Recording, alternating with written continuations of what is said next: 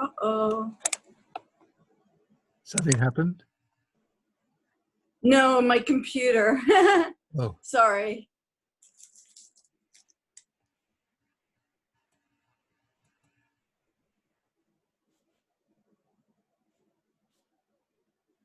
Okay, let me find.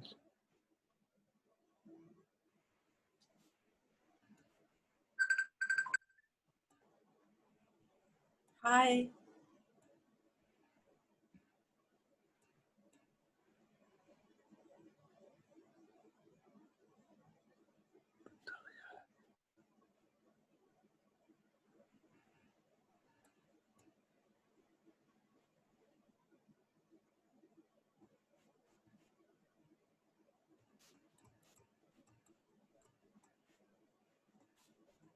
Okay, we are ready to begin.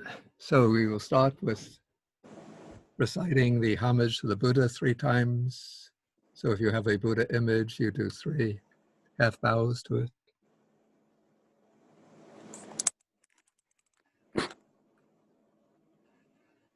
And then we start with the homage. Namo tassa bhagavato arahato samma sambuddhassa. Namo tassa bhagavato arahato samma sambuddhassa. Namo tassa bhagavato arahato samma sambuddhassa. Okay, good morning, everybody. And today is August 22nd, 2020. So the months fly by just so quickly. Okay, so now we are working our way through the Anguttara Nikaya, and we are in the Book of Fours, the collection of suttas that revolve around schemes of 4 items. And the last time we had the class, we studied sutta number 61, given to the householder Anathapindika. And now we come to sutta number 62, also a discourse to Anathapindika. So these 2 suttas are quite closely connected. And so this one has the title of Freedom from Debt. So that is only one of the aspects or themes in the sutta. But rather the main theme of the sutta are 4 kinds of happiness that can be achieved by a layperson. Is described as one who enjoys sensual pleasures. And I think what's interesting about the Anguttara Nikaya, as we've probably seen several times already, is that a lot of the suttas in the Anguttara Nikaya are spoken to lay people or about the concerns of lay people. So if you look at the Samyutta Nikaya, again and again, it's bhikkhus, bhikkhus, bhikkhus, monks, monks, monks. So many of the discourses are given to the monks about monastic concerns. But the Anguttara Nikaya has a good, if you call this a healthy balance of suttas given to lay people, which are very practical. Even though the discourses were given some 2,500 years ago, but many of the same principles and practices are applicable and relevant right in our present time. So these are 4 kinds of happiness. And first, the Buddha gives the brief sort of summary of what is to come, or 4 token of what is to come: the happiness of ownership, the happiness of enjoyment, the happiness of freedom from debt, and the happiness of blamelessness. And then comes the exposition, the explanation of what each of these involves. So the first is called the happiness of ownership. And the term for Pali, in Pali, it's a little bit obscure in Pali. Let me see if I can get the Pali text.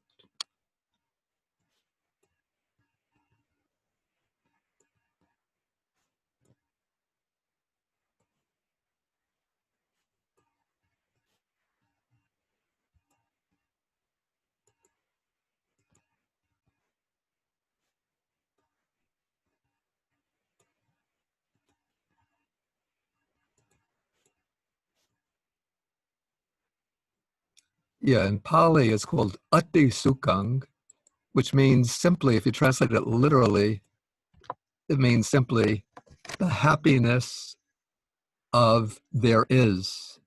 So if you just see that, you don't know really what it means, just based on the Pali expression. So I'll paste that in.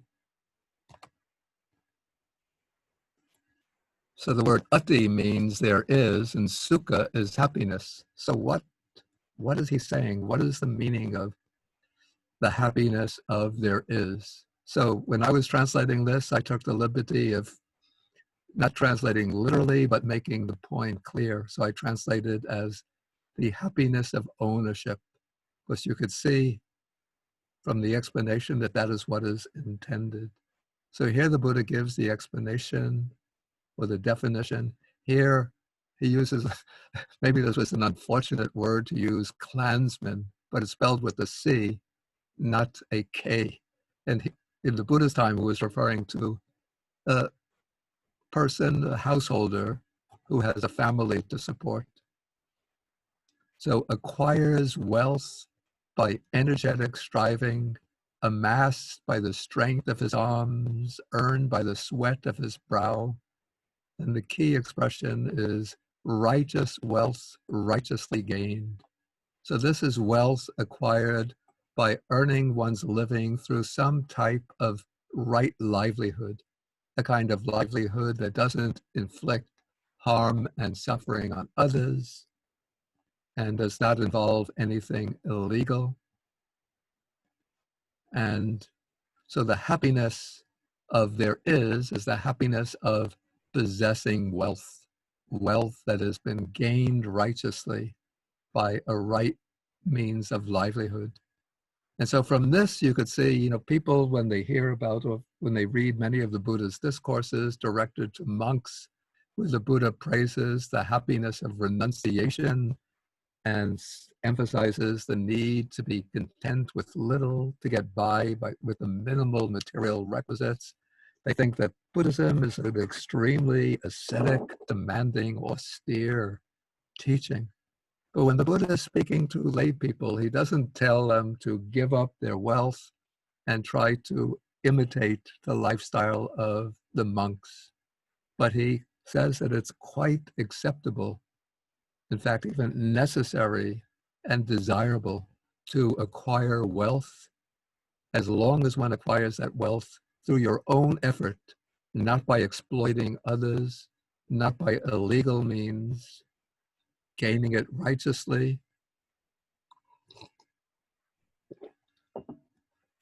and using the wealth for beneficial purposes, not just to accumulate large, massive bank accounts, not to use one's wealth in order to live in a life of extreme luxury and self-indulgence, but one acquires the wealth through a right kind of livelihood, and then one uses that wealth to do wholesome deeds. And we saw the proper use of wealth in Sutta number 61. Just look over the main points. In that sutta, just to review quickly. So here the Buddha says that with that wealth acquired by energetic striving, one makes one's parents, one's wife and children, the members of the household, one makes them happy and provides for their well-being. And then one sets apart a certain portion of that wealth as a kind of insurance to use in times of fire, floods. Kings and thieves take the wealth. And then one uses the wealth for the basic, to provide for relatives, guests, ancestors, to pay one's taxes, and to make offerings to the deities. And then one uses a fourth portion to make offerings and to support ascetics and Brahmins who are living lives of renunciation. Okay, so this is the happiness of ownership. One acquires wealth and one enjoys that wealth. And that leads into the second type of happiness, called the happiness of ownership. And the Pali expression here is Boga Sukhang.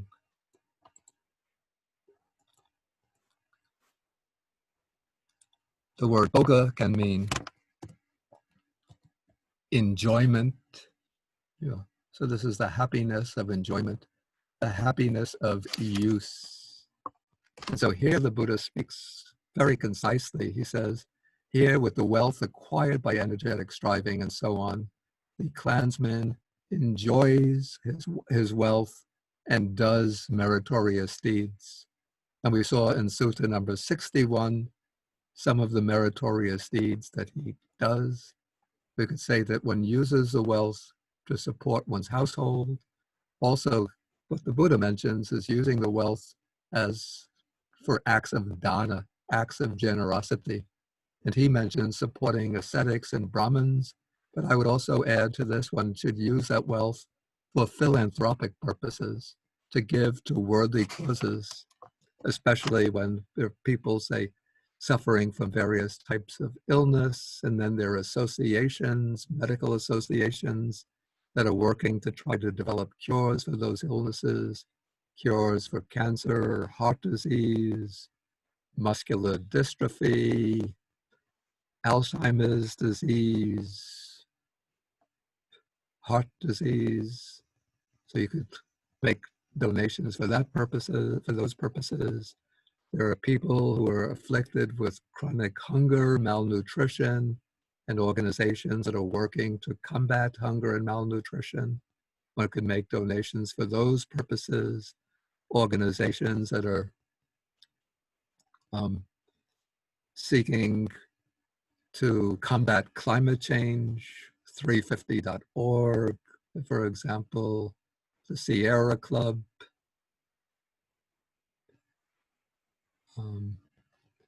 Yeah, so one uses the wealth instead of hoarding it and just accumulating great masses of wealth, but one should use that wealth for good purposes,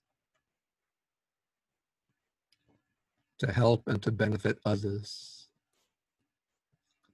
Okay, then the third type of happiness, and this might seem a little bit surprising, but the Buddha said had a lot of foresight or insight into the concerns of the household life. So he says, the third is the happiness of freedom from debt. And so here the householder has no debt to anyone, whether large or small. And then when one reflects back and one thinks, I have no debts to anyone, whether large or small, then one experiences happiness and joy. And one sees some examples of other suttas in which the Buddha speaks about the happiness that comes, well, first, the suffering that comes from being in debt. And here we have another sutta that comes later in the Anguttara Nikaya in the Book of Sixes, where the Buddha speaks about how poverty is suffering in the world. And then when a person is in poverty, in order to meet their needs, often they take out loans. And so in this way, they get into debt. And being in debt is a type of suffering in the world. Then when you get into debt, then often you have to pay interest on that debt. And that compounds one's suffering. Then when one has to pay interest and one still can't meet one's debt, then one is constantly being reminded about the need to make the payments by the creditor. And that is a type of suffering in the world. And then finally, if you can't pay back the debt, then you get subject to prosecution by the law. So the creditor hauls one into court and says you have to pay your debt. You have a timeline. If you don't pay, then you have to meet further penalties. And then if you can't even pay your debt by the time the timeline arrives, then one might be subject to imprisonment. So those are types of suffering that come from getting into debt, all arising out of poverty. And so there's another sutta which shows that the Buddha understands the happiness that comes from paying back one's debt. And he uses actually being in debt as a simile to illustrate one of the five hindrances. So he compares the hindrance of sensual desire, of being in the grip of sensual desire, to the suffering that comes from being in debt. And so he uses the simile of a man who takes out a loan in order to start a business. And then when he's in debt, that is a kind of suffering. That is like the suffering that comes from the hindrance of sensual desire. But when one is free, when one overcomes sensual desire through the practice of meditation, that is like being free from debt. And so here the Buddha uses the simile. Suppose a man were to take out a loan and start a business, then the business succeeds, and so he can repay his debt, and he has enough left over in order to maintain a wife, so now he can get married and start a family. And when he reflects on this, then he becomes glad and full of joy. And so that is like the freedom from overcoming sensual craving, sensual desire. And I remember this kind of happiness from my own experience, not of overcoming sensual desire, but of actually being free, literally free from debt. This was when I was in graduate school back in the late 1960s, early 1970s. Then I had to take out a loan. I believe in those days, the amount of loan of debt the amount of the loan that I took out was $2,300, which in today's terms would be, do we have any economists here? Perhaps that would be the equivalent of about $20,000 today. And I was easily. How much? Easily 20,000. About 20,000. Yeah.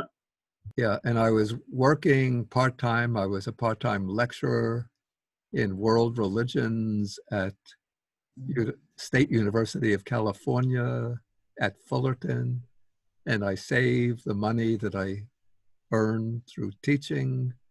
And then when I had that amount, because I knew I wanted to become a monk, and one of the prerequisites for becoming a monk, for taking the ordination, you have to be able to say truthfully. One of the questions that's asked before the ordination is, are you free from debt? And you have to be able to answer that truthfully. But Bhante, was for your study, wasn't it? Yeah, this was for the study, for the university. So is that bad? It's not bad, but if you're in the debt, if you still owe the money and you want to be ordained, it's an obstacle to the ordination. You have to pay the debt back. You have to be free from debt before you can take the ordination. So actually what Buddha's saying is that one should get rid of their debt as soon as possible. One should not, freedom from debt is almost impossible in this culture for a lot of people. Yeah, but I would say our economy works maybe in quite different terms from the economy in the Buddha's time. That's true. Yes, that's true. Now it's become a much more, the economy works much more on the basis of debt than in the Buddha's time. But still, if one wants to receive monastic ordination, one has to be free from debt. And of course, there's also the possibility, it doesn't mean necessarily that you have to pay the debt back, because it's possible that if you have maybe friendly relations with the creditor, you could tell the creditor that I want to become a monk. And if they're sympathetic to and you could say, can you please exonerate me from the debt? And it's possible that if they have sympathetic feelings towards somebody who wants to lead a pure life of religious renunciation, that they will exonerate one from the debt. But under normal conditions, one would have to pay the debt back. So Before becoming anyway, monk. I want to continue with the little story. So I Okay. saved the money that I earned through teaching till I had, I think, exactly $2,300 or maybe a little bit more in my bank account. And then I took it all in one lump sum and I went to the university's, I think it was like the financial services office, and I paid it all back in one lump sum. And the official who was in charge of that office was quite amazed that I paid the amount all back at one shot. She told me that, wow, this is quite astonishing. Usually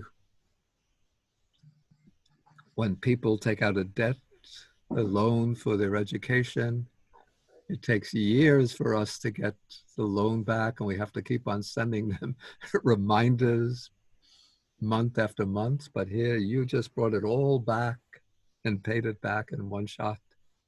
And maybe today, $2,300 doesn't seem like a crushing debt, but back in 1972, as I said, it would have been like paying back a debt of $20,000 today. Okay, anyway, that's a little bit of a detour. So this is the happiness of freedom from debt, of not being in debt to anyone.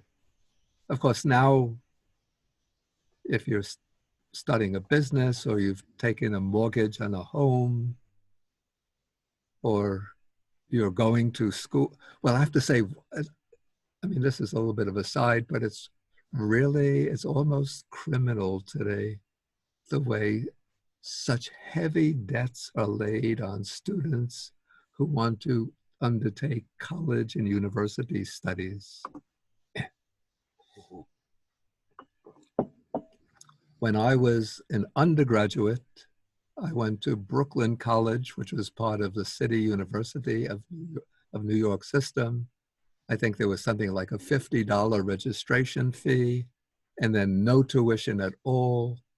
Pretty much, I think the only cost after that was the cost of books. And since I was living at my parents' house, the cost of taking the bus back and forth every day. And I think there was you get like these month tickets at a discounted rate as a student. Now students take out these massive debts and they're burdened with that debt for years after they graduate from the college. So it's really the way our economic system is set up today. And I think all other debts can be forgiven, but student debt remains as a lifetime obligation. So to be free from debt becomes, in this case, a real source of happiness and joy.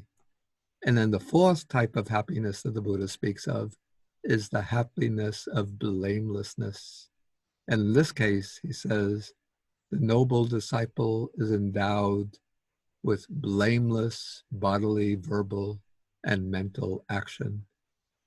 And then it's not just enough to be endowed or to behave blamelessly by way of body, speech, and mind, but one reflects back on that, not as a way of boosting up a sense of pride and conceit and self-righteousness, so you can congratulate yourself on thinking how good I am, but one reflects on one's conduct as a way of generating happiness and joy.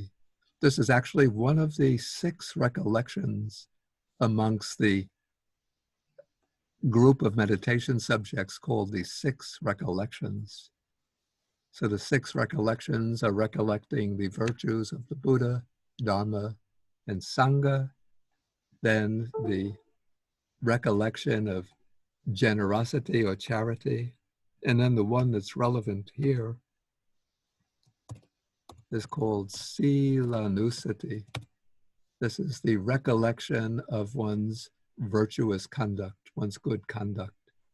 And so when one thinks, reflects that by way of body, speech, and thought, I don't inflict harm and suffering on anyone, that no matter how I behave, everyone can feel safe, secure, and protected in my presence.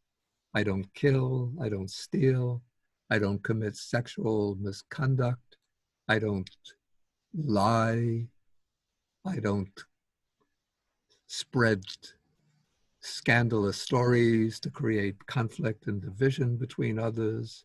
I don't speak harshly to others. I don't indulge in gossip.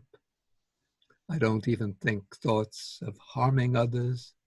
So when one reflects on one's good conduct in that way, then that can generate happiness and joy.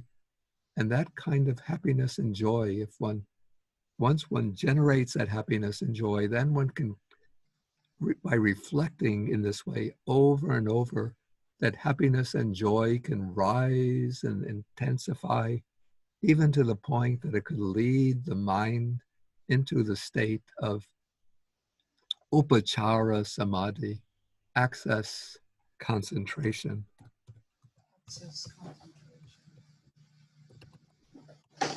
This is the samadhi which is approaching the jhanic concentration. Okay, so then the Buddha sums up, just saying these are the four kinds of happiness that a layperson can achieve from time to time. But strangely, the prose portion doesn't make the main point, which comes in the verses. So the verse just first it recapitulates the four types of happiness. But then the last verse, or the second verse, conveys the main point. Okay, so when seeing things clearly, the wise one knows, it speaks of both kinds of happiness. So what's done now is to group the first three kinds of happiness together as one kind, which would we call like worldly happiness. And then the fourth kind belongs in a different class, and that we could call a moral happiness or spiritual happiness. And so the main point is that the other kind, the happiness of owning wealth, the happiness of enjoyment, the happiness of freedom from debt, that is not worth even a fraction of the bliss of blamelessness.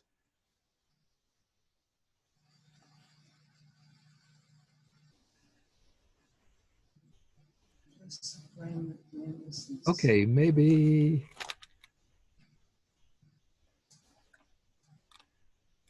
at this point I could ask if there are any questions on the sutta. And let's see how to do this. We'll do it in the way with raising the hands. You can go to the participant box. And if you want to ask a question, you click the little hand symbol.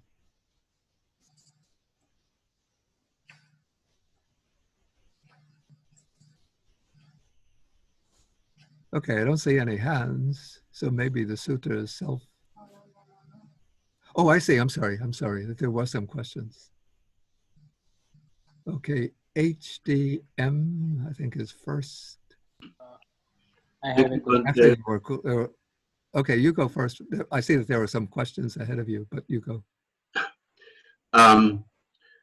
Thank you for your teaching. I seem to recall other suttas where the Buddha is a bit more demanding of the practice of lay practitioners, lay followers. There's one where he meets a young Brahmin who worships the five directions, and he corrects him and instructs him on how to do it properly. That seems to be going beyond these four kinds of happiness. Oh yeah. I mean, there are suttas in which the Buddha lays down, we call this the moral duties or the types of proper conduct for a lay disciple in much greater detail than this place. In fact, here he doesn't actually prescribe with any detail the type of moral conduct of the lay disciple, apart from the very general description of blameless conduct by way of body, speech, and mind. So this would sort of almost be like a minimalist floor for the conduct of the lay person. Yeah, here the theme is not the proper conduct of a lay person, but the types of happiness that a lay person can experience. And of course, there are many other kinds as well. There are suttas where the Buddha speaks about the lay person practicing and developing insight and gaining the insight wisdom. Okay, thank you. Yeah. Okay, now we'll go to the top of the list, and this is C.J. Wang.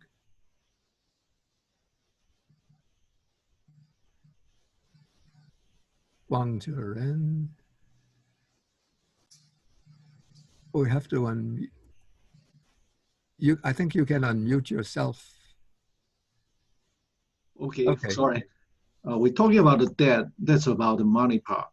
But how about in life? Some kind of we do something bad in the past. There's some kind of debt in the life too, right?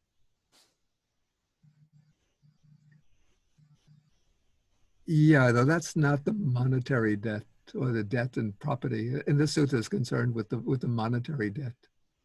There is actually another sutta, it's in the Anguttara Nikaya, where the Buddha speaks about the proper attitude towards the harmful deeds one has done in the past.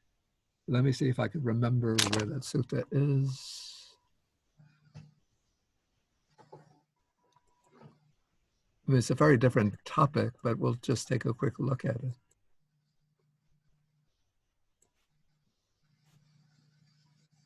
It's in the Anguttara Nikaya.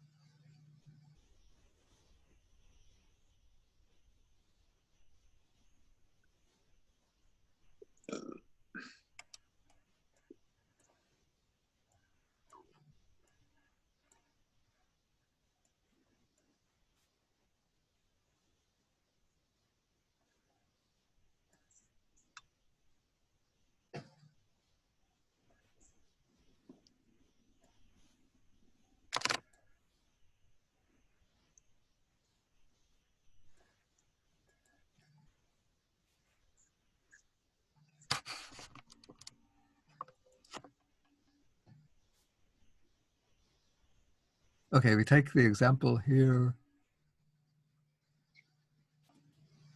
Okay, some teacher holds such a doctrine and view as this, that anyone at all who destroys life and so on is bound for a state of misery, even bound for hell. Actually,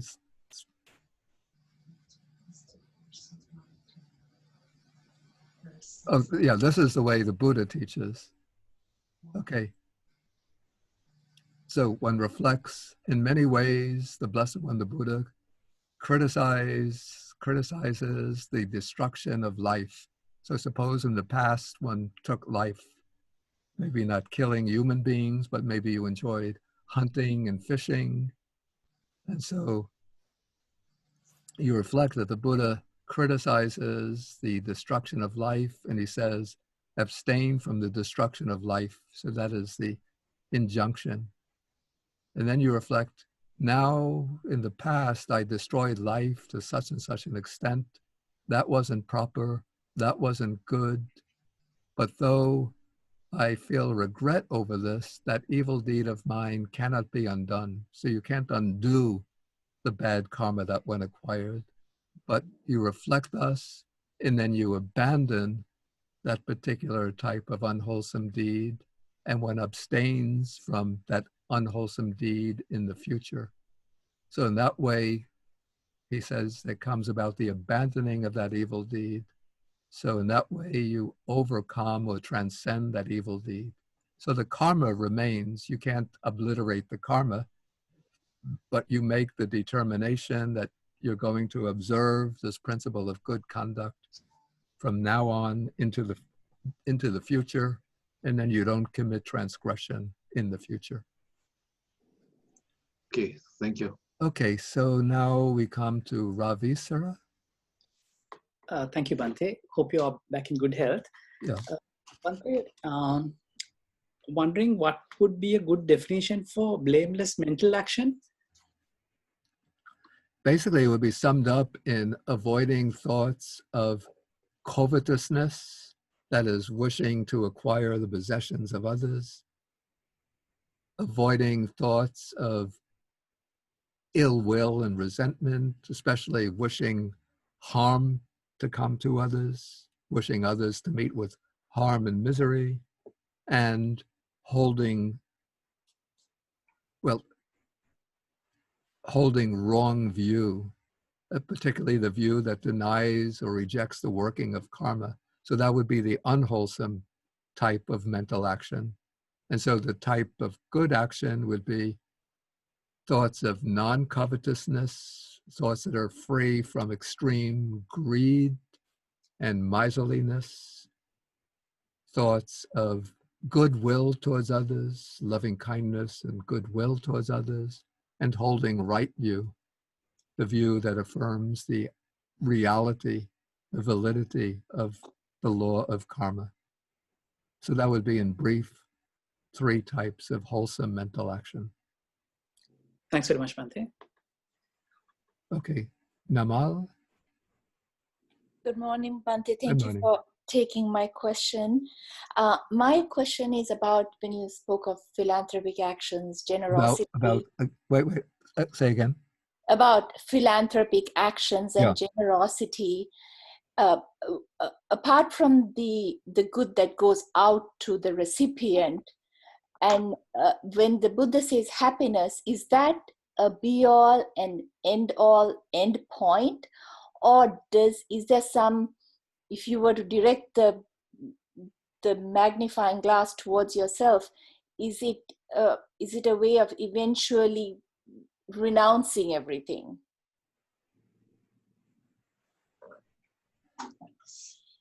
If you were to make a habit of giving things, and is it eventually going to lead to that renunciant state of mind? Actually, what I would say is that the practice of generosity is a kind, you could say that it in itself is a kind of renunciation, and then it prepares the way for a more total renunciation. And in fact, there's the Pali word. Let me just get the screen.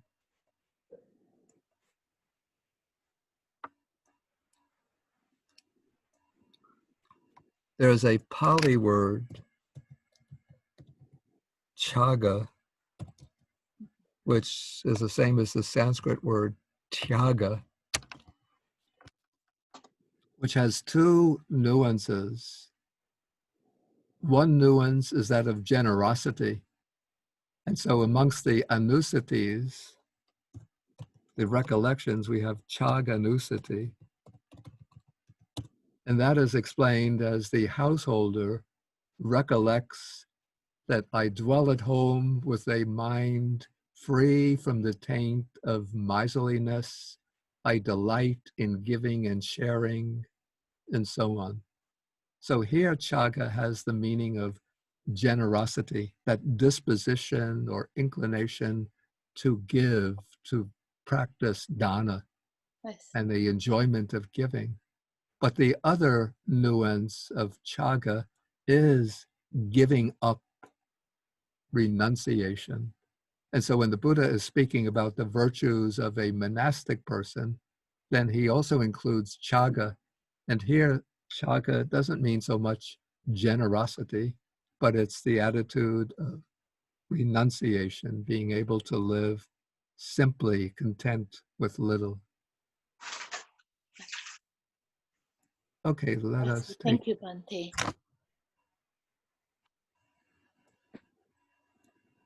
Okay, so then Vinyu is next. Good morning, Bhante. Just now you mentioned about the six recollection. You mentioned about Buddha, Dhamma, Sangha, and generosity, Chaga, and Yeah. that Sila Nusati, which is the six recollection that one has to do. You mentioned five. I mentioned five so far, yeah. Yes. Yeah. Which is the six? The sixth is called Devanusati, which is recollection of the deities. But Okay. it's not a worship of the deities, but rather one recollects the deities in the different heavenly realms, and then one recollects that, or one reflects that those deities have been born into those realms because they possessed certain virtues. And then one considers that I too possess those same virtues that those deities possess. Okay, thank you.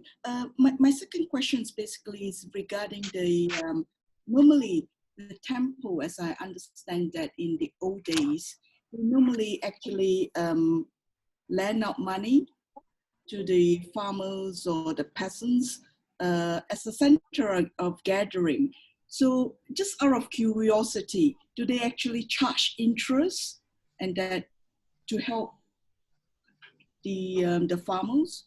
I mean, the charge interest when they, as a depository as well for the gold, as I understand during the old days, and that to help the farmer clear debt or whatever, do they actually charge interest? It seems they did. From the sutras would speak about paying interest on the debt. So Right, it seems that okay. was the practice. So as the Yeah. temple as well and the The what? monastery. The monastery normally as a place where, as I understand in the old days, they also act as a bank. I see. Do Yeah, they that I'm not so sure myself, because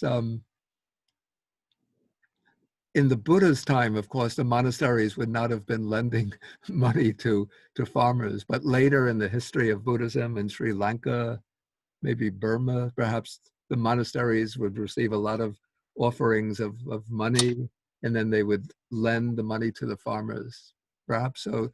But I would have to look into that question. I don't know the answer offhand. Just now you mentioned about the 22,300 or 2,300 of your debt. Yeah.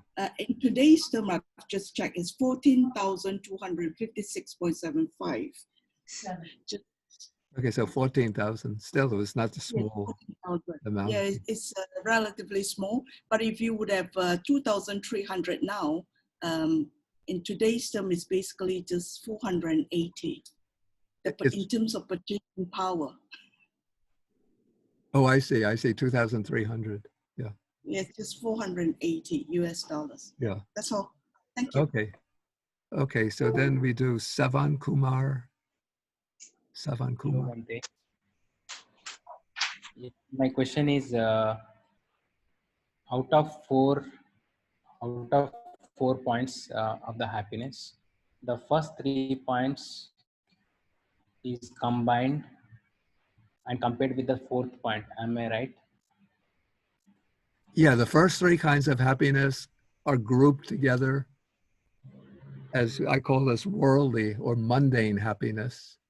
And the fourth kind is in a class of its own. We call this moral or spiritual happiness. For the fourth point, it is like you are saying that it is Sila Anusati.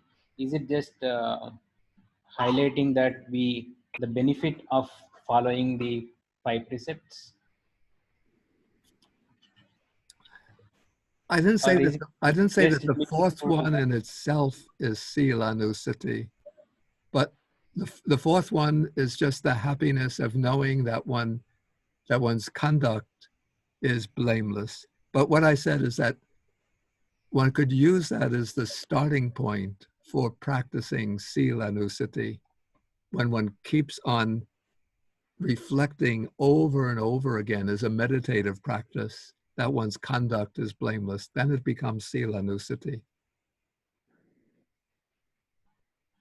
Okay, Bhante, I understand. Yeah, if one just thinks occasionally, my conduct is blameless, then it will be a cause of joy and happiness, but it doesn't become sila nusati unless it's done as a kind of deliberate, sustained, contemplative practice. Okay. Okay, Thank you, Gita. Bhante. Gita. Thank you for teaching us, Bhante. We're glad to see that you're feeling well. Okay, thank you. Bhante, when you asked the same question I was going to ask, it was about the 6 recollections. So the 6th recollection is the recollection of the devas, Right. and their good qualities. So we should reflect on our good qualities as well. So, okay, that was my question. The second comment I wanted to ask you was about what if you pay the debts of your children and they're free of debt? Would that be considered under, like if they wanted to ordain and they're free of debt because you've taken over and paid that burden and forgiven that debt, could that be considered debt free? Yeah, of course. Okay, that's it. Thank you. Okay. Okay, Yoland? Oh, yes, my question is blamelessness in relation to guilt. Yeah. Does it have is it connected or is it a similarity, or because blamelessness, you're either blaming yourself or you're not, and sometimes we blame ourselves from guilt. It's hard to get rid sometimes of guilt. Yeah, this is not, I think it's not referring to a quality of the mind, the psychological attitude towards one's behavior, but rather it's a kind of a moral assessment of the conduct itself, the action. The action is such that other people, or even you yourself, will not blame yourself for your behavior. You see the distinction? So your behavior is good and perfect, and no one can blame you for anything. Yeah. And then the Buddha's attitude towards if you commit wrong deeds, the body, speech, or thought, the Buddha's attitude or the Buddha's sort of advice, as we saw just before, is not to weigh yourself down with a sense of guilt, to burden yourself with a sense of guilt, but you recognize what I did was wrong, was unwholesome, and then one renews one's commitment to the wholesome, and one makes the determination to avoid that unwholesome conduct in the future. Thank you. Thank you. Thank you, Bhante.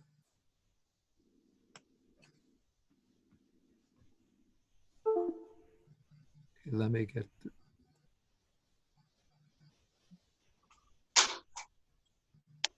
Okay, Sylvia Gonzalez. Hi, thank you for taking my question. Have to speak more loudly. I said thank you for taking my question. I have a question. What did the Buddha say about your feelings towards debt? What if you release the attachment to having debt and simply just pay the debt while maintaining a peace of mind? So I don't quite understand the question. So what is the attitude of what if your attitude towards debt is not having that attachment, not feeling like I have a burden because of this debt? If you consciously go into debt, like for school, and you don't have that burden of feeling bad because you have debt, or feeling good because you don't have debt, what does the Buddha say about that? I don't know any statement in the Buddha's text about this, but what I would say, just in my own opinion, like if one gets into debt, that one shouldn't turn that into a source of suffering itself, but one just makes the determination to pay back the debt to the best of one's ability. That's all I could say about that. Okay, thank you. Okay, Marcel. Thank you, Bhante. So about the line, the other is not worth a 16th path of the bliss of blamelessness. Yeah. Seems like the Buddha often makes this kind of comparison. for example, there is one line that says, whatever grounds there are for making marriage productive of a future birth, all these do not equal a 16th path, Yeah, a I think 16th part of the loving kindness. Yeah, it was just a figure of speech in the Buddha's time. It's not that you take an actual measurement exactly 1/16th part. Yeah, I understand, but the comparison seems to be a very huge difference between the two. The comparison seems to be very what? A huge difference between the two. Yeah, I think the Buddha wants to emphasize that of these four kinds of happiness, the greatest one and the most important one is to be free from, to be the happiness that comes from blameless conduct. So somebody might get a lot of wealth, they might enjoy their wealth, they might be free from debt, but if they're engaging in or indulging in misconduct by way of body, speech, and mind, then whatever happiness they get from the worldly types of happiness is worthless if their conduct is blameworthy.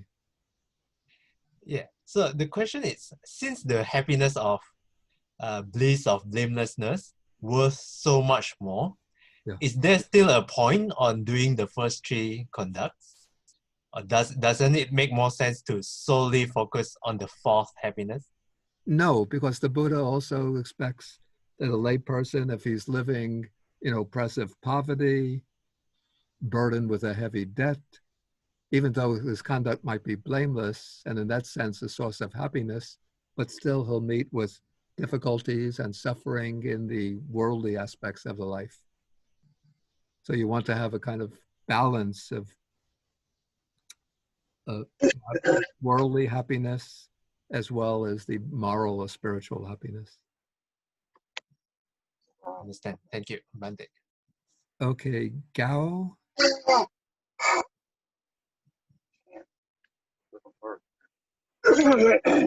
Bante, I have a question regarding the false blameless conduct. My question is, the blameless conduct is from me or from the others, or both ways? No, it's your own conduct, not the conduct of the others. Got it. Thank you. Okay, Savita. Savita? Nami Bante, my question is, can you help us with the Pali Sutta name or maybe Pali Sutta number so that along with the English explanation, we can also read the Pali text? I tried finding by putting in AN 60 or 70, but I couldn't find any sutta in Pali. So What can you Pali help? What Pali No, version? not Pali version, Bante. The name of the sutta, the name of the Pali sutta, or probably the Pali sutta number, probably, so I can read the Pali text. Yeah, it's the Anguttara Nikaya, Book of Fours, number 62. So I should find out Sutta Pitaka, Anguttara Nikaya, Chatuka Nipata. Like that's how I was trying to find out. I couldn't actually get it, so I thought of asking you. I think the way it's organized in some collections, it will be, let me just,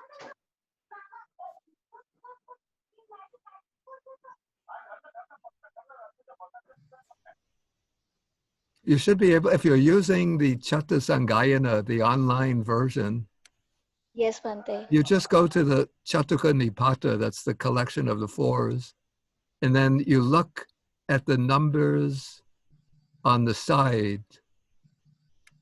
Then it will be Sutta number 62. Otherwise, it is the chapter 7.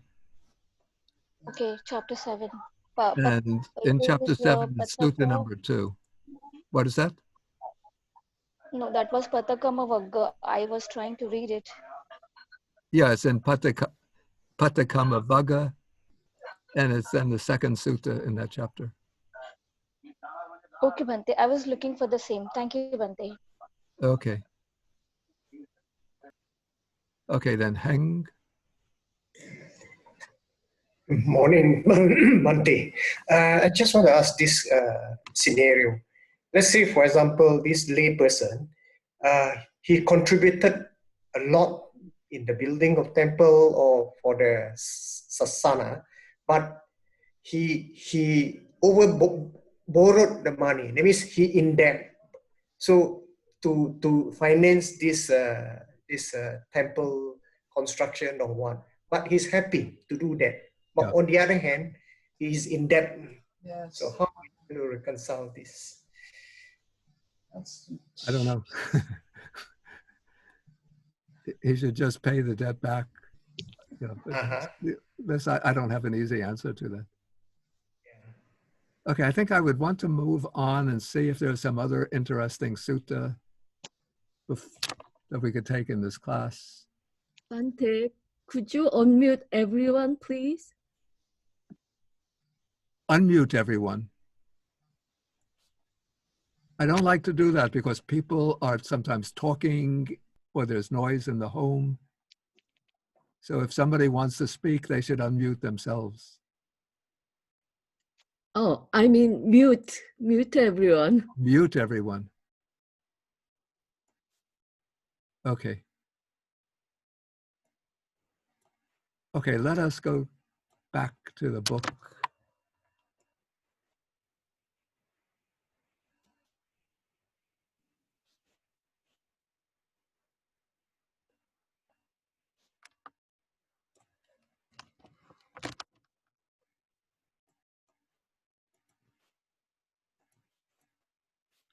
Okay, the next sutta is called With Brahma, and this is about, basically the theme is filial piety, that is respect and love for one's parents. But this sutta is just an expanded version of another sutta that we had in the Book of Threes. So I'm not going to take the sutta because I already dealt with the same sutta in the Book of Threes. The only difference between this one is that it adds one more simile. So it says that those families dwell with the first deities, where at home the mother and father are revered by their children. Otherwise, it's exactly the same. Hell, I think we don't have to go into this. This is the interesting sutta. Number 65, it's called simply form. So there are 4 kinds of persons found existing in the world. What are the 4? And when you just look at it, the words, the meaning is maybe not so clear, so it needs a little explanation. So one who judges on the basis of form, whose confidence is based on form. The second, one who judges on the basis of speech, whose confidence is based on speech. One who judges on the basis of austerity, whose confidence is based on austerity. And one who judges on the basis of the Dhamma, whose confidence is based on the Dhamma. So what is the sutta actually about? The way I understand it, it's dealing with the 4 grounds on which one might place confidence in a religious teacher or a spiritual teacher.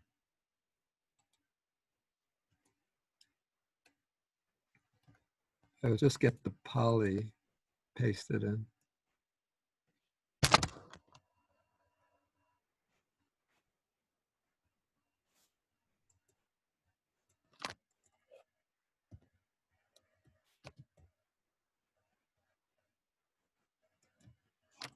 So the word that gives away the intention behind the sutta is the word pasanno. And pasanno is what we translate as confidence, but it refers specifically to the kind of trust or confidence that one places in somebody who is proposing or presenting themselves as a religious teacher or a spiritual teacher. So in the case of one who judges on the basis of form, whose confidence, whose trust, whose devotion is based on form, in this case, one might have a very beautiful and handsome spiritual teacher. Maybe if it's a male, somebody who is in the prime of life. We don't want to take a real young person, but say somebody early 30s, middle 30s, very beautiful features, handsome face, sweet smile, bright radiance coming out from the eyes, very graceful in their physical movement. And so one looks at that person, maybe the person makes a deliberate effort to do everything with mindfulness. And so one looks at that person and thinks, oh, what a wonderful monk that is. So I love to look at them. My eyes could just devour them. They're so beautiful, so wonderful. And so one judges the person, oh, that person might be very wise, very enlightened. Of course, if they weren't enlightened, they couldn't be so beautiful, have such radiant features. And so in that way, one places one's trust and confidence on the basis of the rupa, the form of the person. And of course, the person can be enlightened. Like it said that the Buddha himself had the 32 Mahapurisa Lakshana, the 32 marks of the great person, which were considered the marks of physical beauty. And the Buddha started teaching when he was 35 years old. And so kings and princes would see the Buddha, and based on his physical beauty, they developed confidence in him. But confidence based on form can be deceptive, or the form could be deceptive. And so the confidence based on form alone can be dangerous. So you become so carried away by the impressive physical features of the teacher, and maybe the teacher is a swindler, a crook. In fact, I'm sad to say this, but I've heard of some Buddhists, even Buddhist monks in different Buddhist traditions, who are youthful, in their 30s, very strong, very handsome features, very impressive. And then they gather many disciples, and you judge them just on the outside. But at some point, the truth about their behavior leaks out, and then their reputation collapses. And all of their disciples, well, some of them will stay on loyal to the teacher no matter what he does, but others will lose their faith. And based on the misconduct of the teacher, they might even lose their faith in the Buddha Dharma completely, because they've placed their faith, or they've based their faith on the wrong ground, on form rather than on substance. Okay, the second bases their confidence on the speech of the teacher. So the teacher, whether he's beautiful and handsome or not, but he's a wonderful speaker. He uses such eloquent language. He can give such uplifting and inspiring discourses, bringing in many similes, anecdotes, and stories.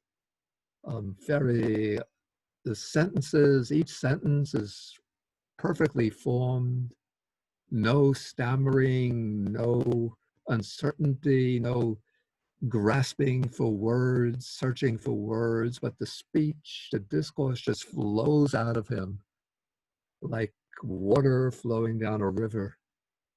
And so when you hear such wonderful, beautiful, uplifting, inspiring, elegant discourses from the teacher, then one bases one's confidence on the speech of the teacher. And again, the same problem. It could be that the teacher does have true wisdom, true virtue, but it could also be that the teacher is just gifted with eloquent speech, but inwardly they can be corrupt. Okay, the third basis for confidence, and maybe this is particularly true for in Asian Buddhism, one bases the confidence on austerity. So the teacher is very stringent, very strict in observing the precepts, no compromise in any way. They observed what's called the dhutangas, the austere practices, 1 meal a day, eating just a little, sometimes they'll use the robe for years and years, so that they come out with the robe with many patches over it. Of course, this could be a good practice if one is really dedicated towards austerity, but sometimes a person can use this just as a show in order to try to win disciples.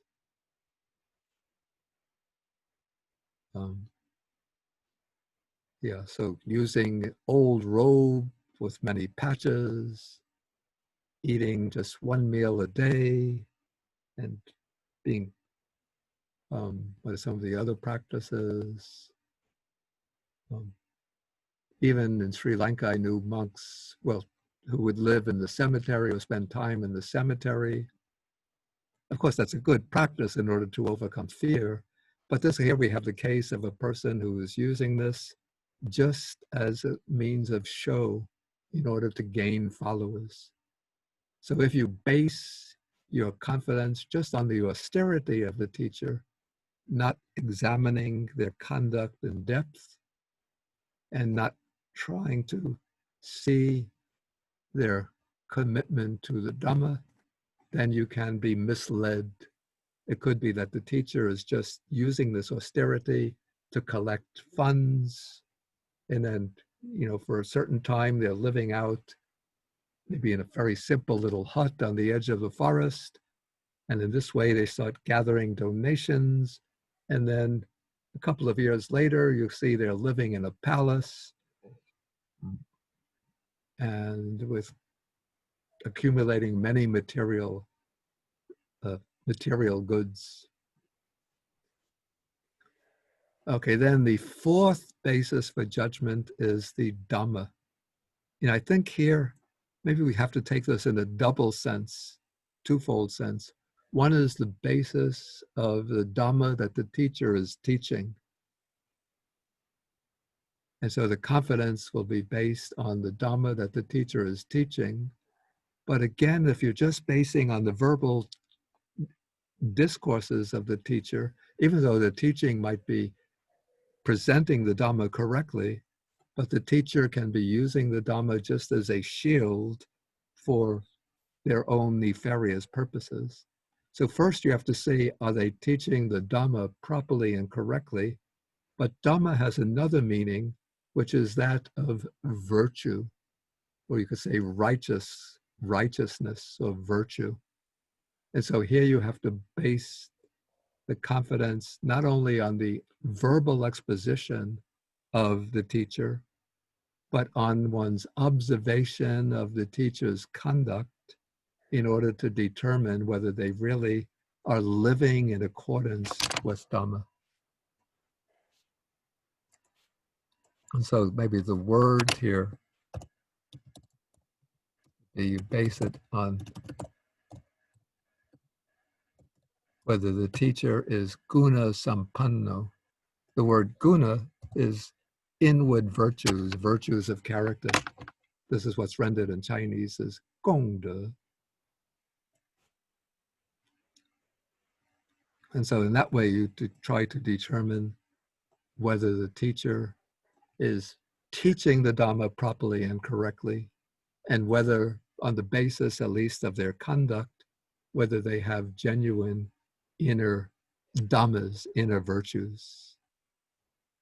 Okay, then the verse is helpful to understand the intent of the sutta. So it says, those who judge on the basis of form and those who follow because of speech have come under the control of desire and lust. That is, they're attracted by superficial features, by the form of the teacher, by the beautiful speech. And so they're getting carried away by their own craving for form and beautiful language rather than on insight or understanding.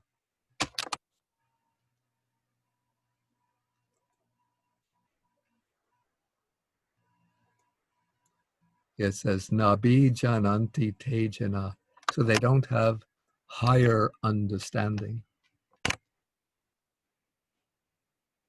And so then it continues, says, one who does not know the inside and does not see the outside, a fool obstructed on all sides, is carried away by speech.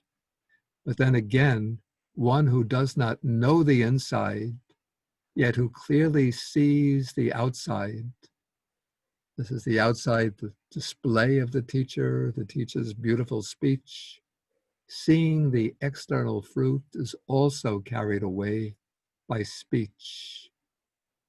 But one who understands the inside and who clearly sees the outside, seeing without hindrances, is not carried away by speech.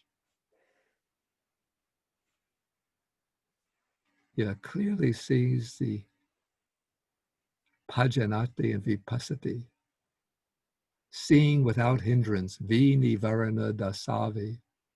It seems to me that this sutta should have more verses because it's only speaking about whether one is carried away by speech or not carried away by speech.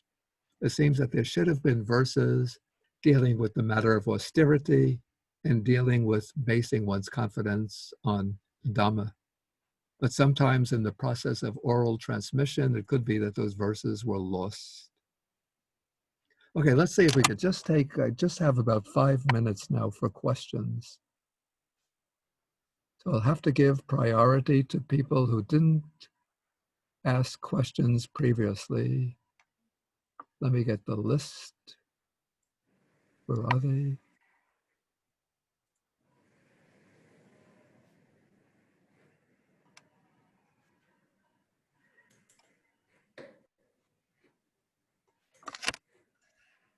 Okay, I'm going to start with those who I didn't call on earlier. The first one that I have here is Allison. Hi, Bante, how are you? Oh, that's Allison Joe, right? Yes, Oh. yes. I have a question regarding to this verse. What is the Pali word for inside and outside?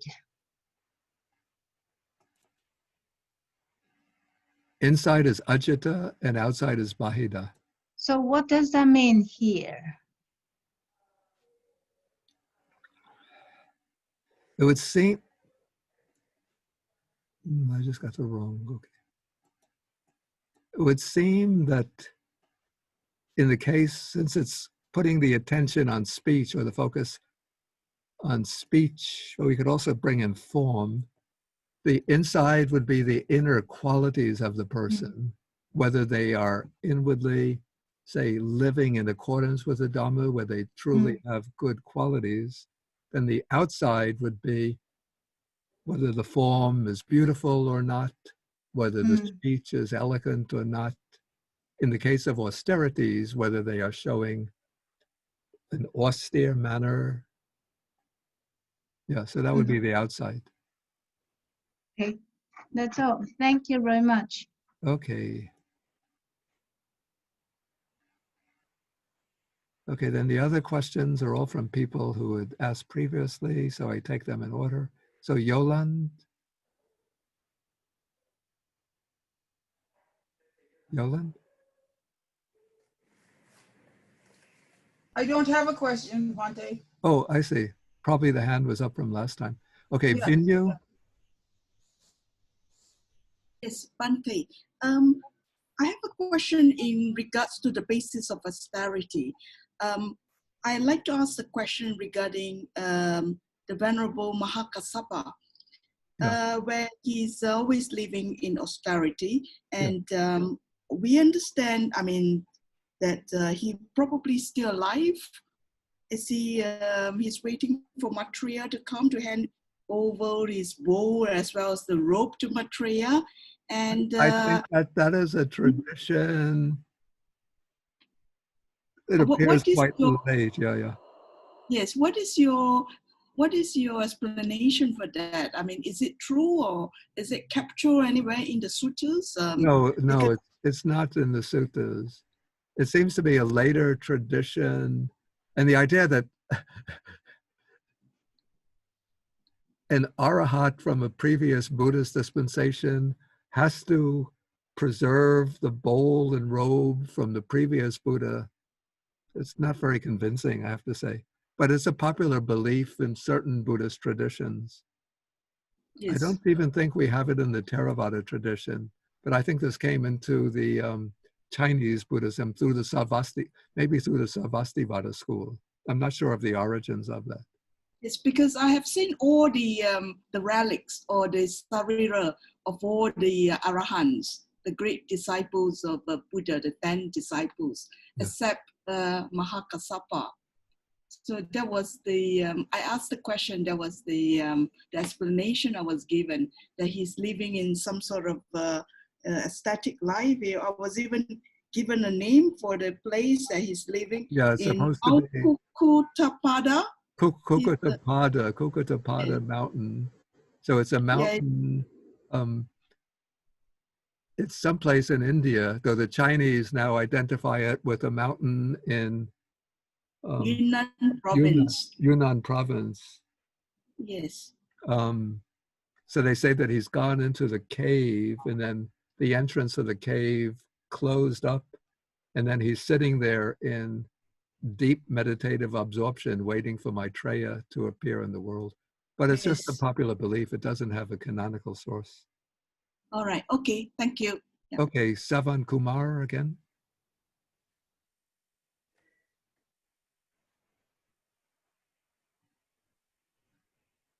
Okay, Savan.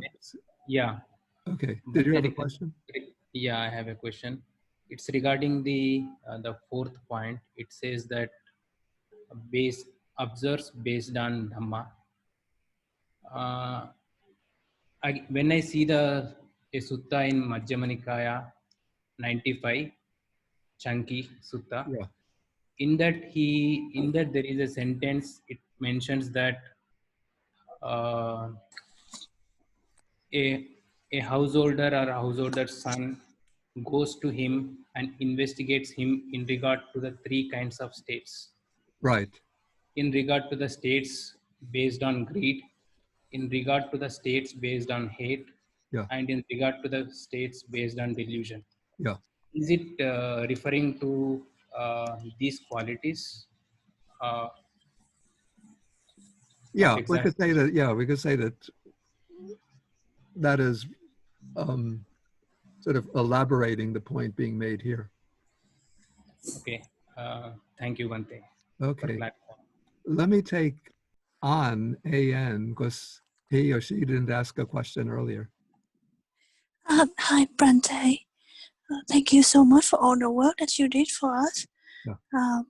I just have one question because even though I'm born in a Buddhist tradition, in a country of Buddhist tradition, but I'm still very new to the whole practice of meditation, and I really want to. This could be kind of naive to say, but I really want to break the chain of cause and effect when I die. Yeah.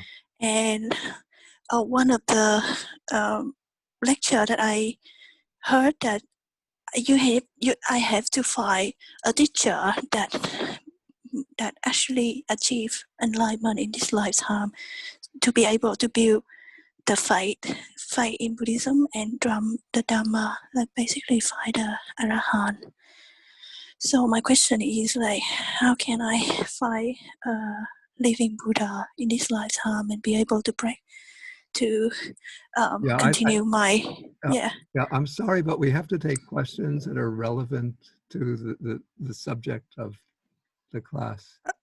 Yeah, so the question about when you say seeing the teacher, and then how can we find a teacher?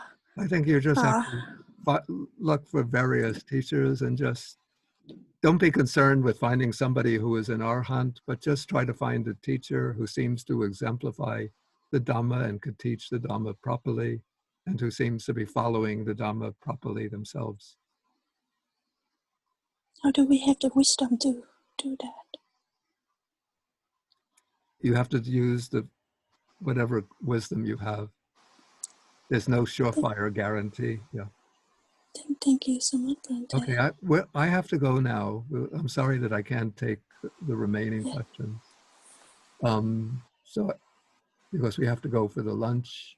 And so let me just make a few announcements. Okay, upcoming events. So regularly now on Sunday, there is a online meditation led by Venerable Mangala. That will be Sunday from 7 to 8 p.m. That will be tomorrow evening. And then he'll be adding a question session from 8 to 8:30. So if you have questions based on the meditation, then you could ask them during the question period. So that's 8 to 8:30 Sunday. Then Wednesday, I give the meditation, same channel, from 7 to 8 p.m. Then next week, next Saturday, after I give the class in the morning, then in the afternoon, there'll be a special guest lecture coming through our library, through the library team, that will be online. This is by Lama Rod Owens, who is an African-American man ordained as a Lama in the Tibetan Buddhist tradition, the Kagyud school. So he'll be giving a lecture based on his recent book. And on Sunday morning next week, that's August. So next Saturday is August 29th. You can find the details about the lecture on the BAUS website. 2 p.m. It's 2 p.m.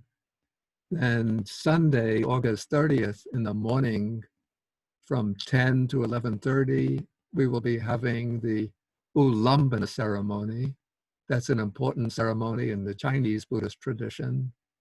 And it will be given online or will be conveyed or presented online. So you could go online if you wish to observe the ceremony.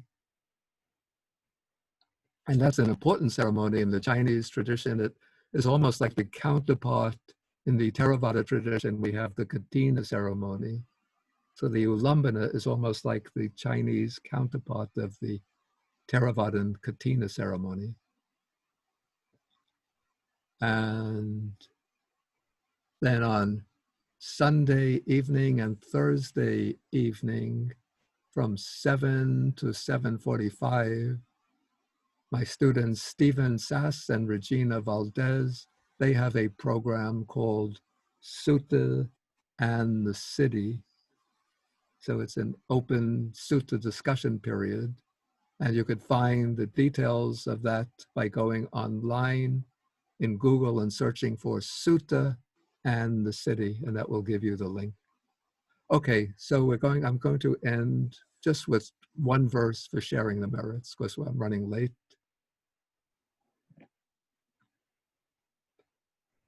Akasata Jabumata Deva Nagamahidika Punyantang Anumoditva Chirang Rakantu Sasanang Akasata Jabumata Deva Nagamahidika Punyantang Anumoditva Chirang Rakantu Desanang Akasata Jabumata Deva Nagamahidika Punyantang Anumoditva Chirang Rakantu Mang Parang. Okay, and then we end by doing 3 half bows to the Buddha. I'll ring the bell for each bow.